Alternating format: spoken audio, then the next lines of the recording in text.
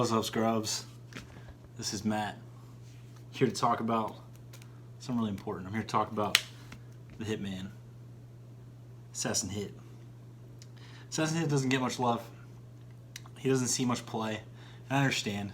He's not as obvious as you think he should be. I mean, spoilers if anyone's seen the show. He's like a total badass.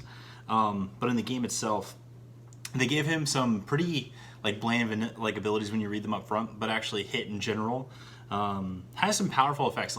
Because in this game, cards are such an important thing to have in hand, and Hit's plus 5k on each side really is kind of his way of trying to pick up the extra card, whether it be the early game, mid game, or late game. He makes himself really difficult to block, and he's a really good attacker to other battle cards that are in play. So if someone tries to swing, you take a hit from them, whatever, but then you can swing back with your hit on your turn, and most of the time you're going to end up trading for that card. You're going to be able to kill that battle card, especially once Hit flips over to his backside, where he ends up being a 20k wherever he attacks and also draws a card.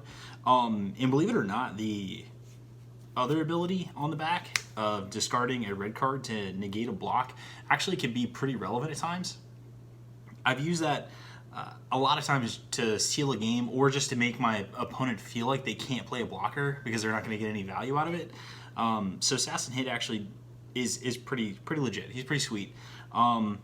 This deck, when building it, my number one thought was, what's going to be the best color combination so that when I play something on turn one, I'm going to be able to net a card off of the play that I make. And my first instinct was okay, Hit's great against other battle cards, so let's pair him with Crusher Ball. And as great as yellow is, the problem with the 1-drops is none of them generate card advantage except for Avenging Frieza, if my memory serves me correctly. And the thing is then you have to go down the whole entire Frieza line, and by that point you're better off just playing Frieza or Ginyu as your leader as opposed to just playing Hit. So then from there I went to green. Green only has the Broly lineup, Krillin, Slasher, Trunks.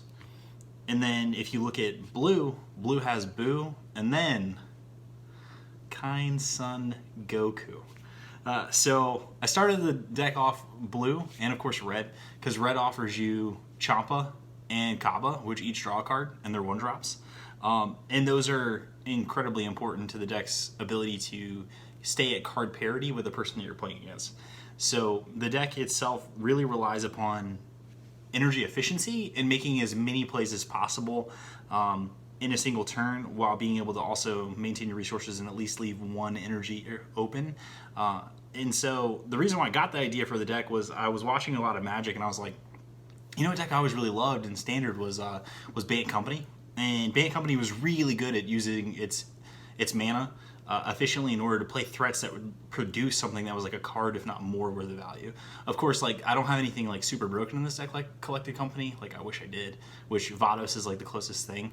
But then you'd have to go down the Alien route, which pushes you more so into red than you do with blue, and then you end up losing the efficiency of the 1-drop plays. So this deck does some pretty nifty things. The goal of the deck is to try and make sure you have a really difficult board state to beat around turn 4 or 5, and then really pushing to go in on all those turns with the really energy efficient plays that you can make. So let me go ahead and go through the list. So if we start with our 1-drops, of course, pretty simple, as we talked about in the last video. Best 1-drop in the game is Boo. Just a raw card off the top of your deck. You play him, you draw a card. He exchanges himself, gives you a card, and he's a 0-costed 5k combo piece on the board. So there's no drawback or no downsides to playing him. So he ends up being, like I said, the best 1-drop in the game. Next, which plays into part of our strategy, is Kind Son Goku. So a few things about cards like this. Looking at 7 cards in your deck is a really valuable tool. It allows you to start to put the pieces of information together about what you have missing in your deck, and also just allow you to get that shuffle. So now you're cleaning up your draws over the course of the game. There's been a lot of times where you rip Kind Son Goku off the top. You'll see a lot of your Gokus all chunked together. Then you'll have to shuffle again, which kind of breaks them up, which is nice. So it smooths out your draws so you're not drawing in multiples, and also just can help clean up your like the cards you want to draw for energy. So there are some games where it's like you'll reveal the top 7, you'll have a bunch of red cards. Well, now you're shuffling your deck, so then you're mixing up that lineup again. So I really like playing this type of card. Next, we play a full 4 manipulating God Champas. Again, can't stress enough, he's going to net you a card the majority of the time because I do play almost a full Champa lineup in here, except I don't play the 2-drop Champa. Not a big fan of it because I'm not going the alien route. So Champa, again, similar effect. And then it is relevant because I do play Destructive Chair Champa in the list, so being able to evolve for 5 is a really big play that I can make in a game if I need to clear the board. So I really appreciate him in the deck as well. And as you can see, again, I'm going to try and draw as many cards as possible so I can say a card parity with somebody. It's the most important thing when you're playing hit is to manage your cards and resources effectively. The next 1-drop, of course, is probably the second best, tied for first 1-drop in the game, Kaba. Net you a card, can put early pressure on the opponent, which this deck actually really likes to do, because since all of your 1-drops and all your plays are really efficient and net you cards, you're not too concerned about giving your opponent 2 cards when swinging with Kaba. So I'm a really big fan of him in this deck, just again to help push you towards that awakened state, as well as being able to put pressure on the opponent. So huge fan. And he comes into play as one of our finishing turns that I'll go over in a bit. Next, the 2-drop Vados, 10k draw card. Play 4 of these. Play 4. 4. Cool. Next, a little bit of spice. A little spice in here. We play the 3-drop starter deck Goku. Rapid Spirit Ball Son Goku. This card is amazing when you run Kind Son Goku because it evolves for 1 and a blue, and when it evolves you untap 1, so you're essentially playing 1 energy for a 3-drop 15k. And so a lot of people have an issue playing bland 2-drop 15ks, but when you're getting to do it for 1 energy, you are producing more and more threats on the board. So a lot of the times, like turn 1 I'll play Kind Son, turn 2 play the evolve, and now I'm starting to pressure with multiple attackers on the table, and now my opponent has to try and deal with them all within that early space, early space within the game. So really effective. A lot of times you can make a ton of mana, like energy efficient plays by playing turn 1 Kaba, turn 2 Kind Son, turn 3 you're swinging with Kaba again, and you have Spirit Ball Goku on the table. So there's a lot that you can do within those turns. So I'm a huge fan of this card, just in this deck specifically, because again, it keeps up with that theme we're looking for of card parity, energy, efficiency. That is my dog drinking water. His name is Anakin. Best damn dog. All right. Next, one of your better attackers, again, Sailor Vegeta, just being able to put pressure on the opponent and force them to either have to negate or over combo you to prevent them from getting crit is it's a really needed effect in this deck. And again, it's another body that we can put on the table that can put pressure on the leader itself, or pressure other battle cards that come into play, and helps us maintain card parity, which is a big theme. Next, 3 Further Destruction Champas. This card, surprisingly enough, can be really amazing with hit, especially when he's flipped on his awakened side, because he ends up being a 20k body, and then if you swing, your opponent doesn't negate, because a lot of times they don't want to negate your leader's attack because they're not too afraid of taking 1 damage. But hit gets the added benefit of that plus 5k, and then you swing with this, now he's at 30k. Now your opponent's having to pump 2 additional cards at least just to match you, to stop themselves from taking 2 damage. So I really like this card in this deck with hit. And of course, this is one of our targets for manipulating God Champa, so we can continue drawing cards throughout the course of the game. Sometimes you can use this as energy if you need to hit your energy drop the next turn. That's another big point about having all 1-drops that net you a card, is it makes your turns where you have to play an energy that much easier, because now you're essentially up a card, which is extremely helpful. Next, play 3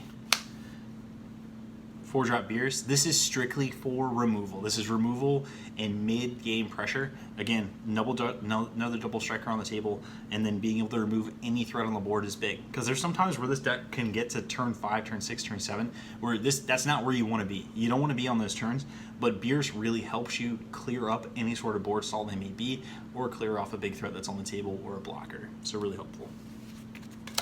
Next, one of the finishers in the deck.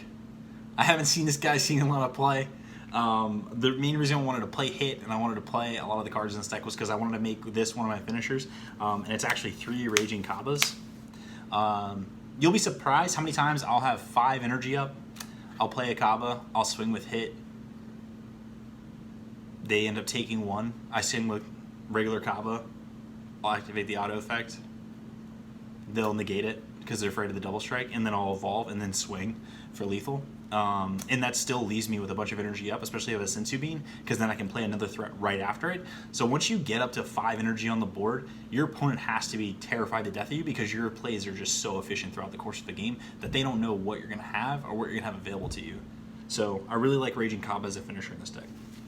All the way at the top of the curve, we never want to have to get here, but we have it in here just in case. That's it. 3 Destructive Terror Champas.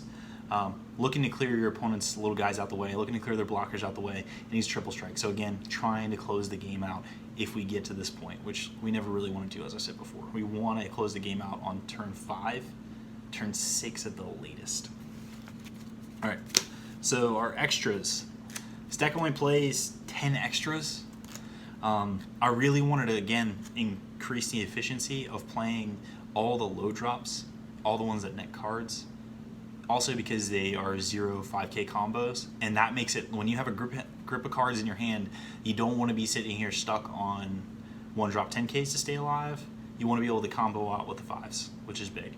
And then also you just want to have enough extras to make yourself threatening on your turns, and also just to protect yourself when you need to by leaving energy up, just in case you almost tap all the way out.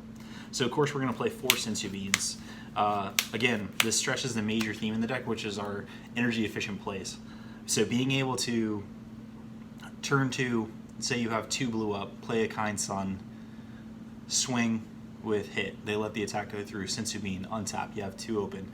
Then you can play 3-drop Goku, untap 1 again. You still have 1 energy open going into your opponent's turn, and that's only with 2 energy on your board. That's big. Like that you're doing a lot that turn, and you're playing so many cards that you're slowly out advantaging and out edging your opponent, and now they have to worry about the attackers that you're building on the table.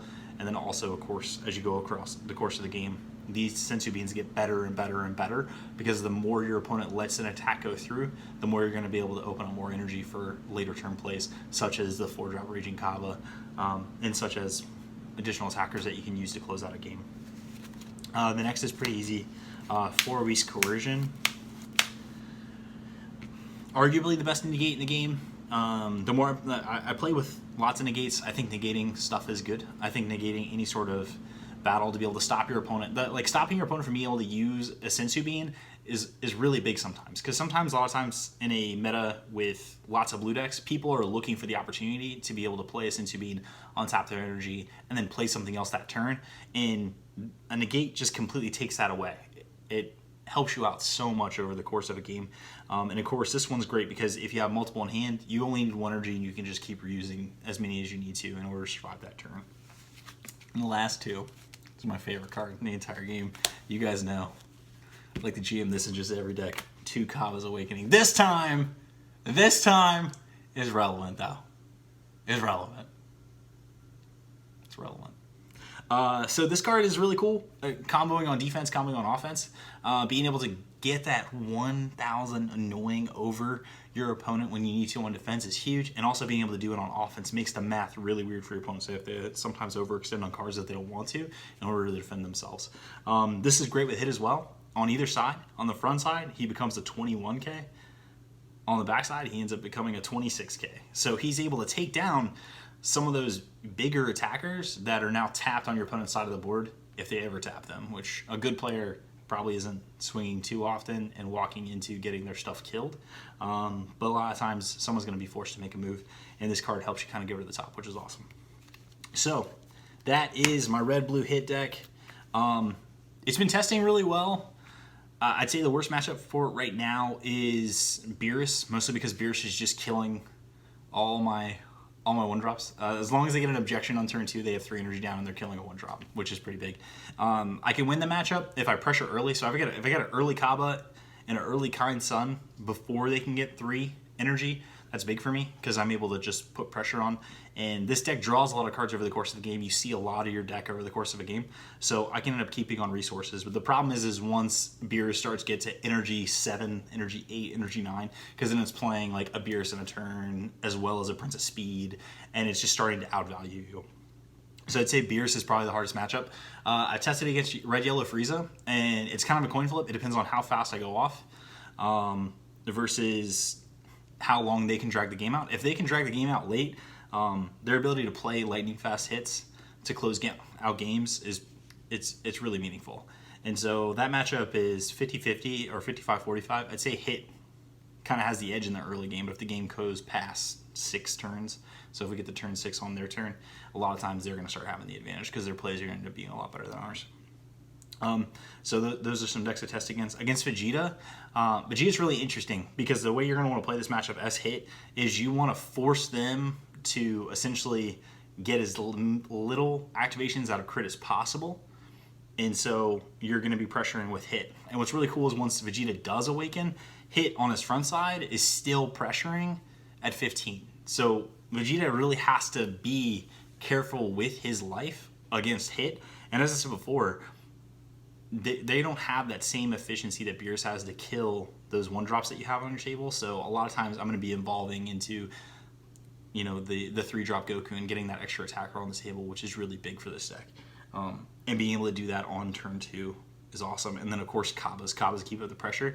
And then the turn where you can go Kaba into Raging Kaba, man, the feels. You guys seen that Super episode, right? I'm assuming the one where Vegeta fights Kappa, and then Kappa turns into Super Saiyan. That's how I feel on the inside. I feel that emotion whenever I evolve into Saiyan Kappa. I'm like, I learned how to do this from you, Vegeta, especially when I'm playing against Vegeta. It's really great. So, again, as I said before, key plays, Kind Sun Goku evolving into Rapid Spirit Ball Goku, and Kappa to put early pressure on it are the key plays. And then throughout the course of the game, you're trying to just be as energy efficient as possible.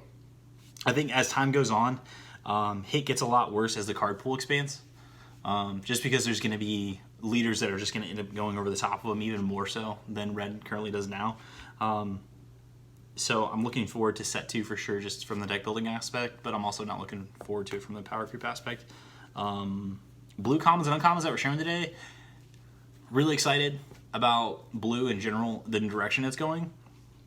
I like how you're going to be able to play different styles of decks within the color itself. So you have Trunks, who provides card draw and can be more aggressive because he's looking to essentially attack, combo, draw cards, so you're not really losing that much.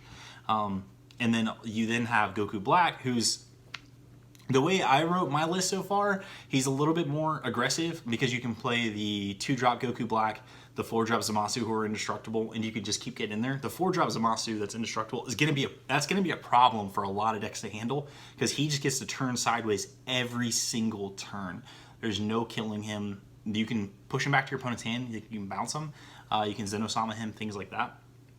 So I'm really excited about the Goku Black deck. And then of course Zamasu, the leader, is just going to be, it's going to be a really interesting deck to build because you're playing around a character that awakens at 2 or less life, and then in order for your opponent to close out the game, Lightning Fast Hit can do it, like, because he doesn't have double strike. I mean, he comes into play, just does deal damage.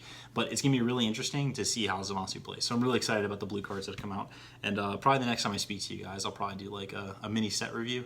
So I'll do the blue cards first, probably early next week. And then as more cards come out, I'll keep doing a set review. Give you my initial impressions, initial grades, which I'm not promising to be absolutely correct. But I am promising there will be some interesting things to talk about. Anyways, I appreciate it. Thanks for watching. If you get a chance, you should maybe hit the subscribe button just in case. So this is my second video. Again, sorry for the phone being vertical, but anyways, thank you, and I hope that you enjoyed this. Okay, bye!